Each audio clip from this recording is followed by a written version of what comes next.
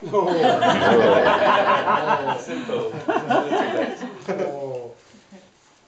Oh my God!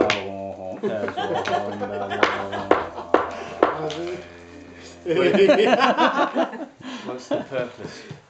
What's the reason for putting this Mahakala mantra into the stupa? Actually, this is the the heart sutra of the Mahakala. Actually,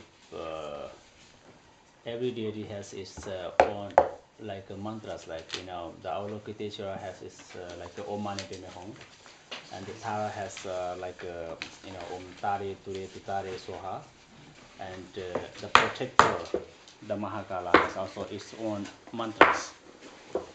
So we put inside the stupa, so as a representative of the protector, the protector Mahakala.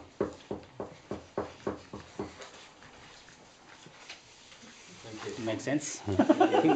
Say the mantra again. Can you say the mantra again? Okay.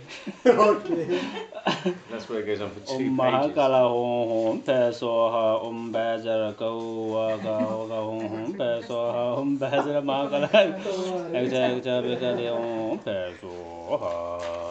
It's okay. Great.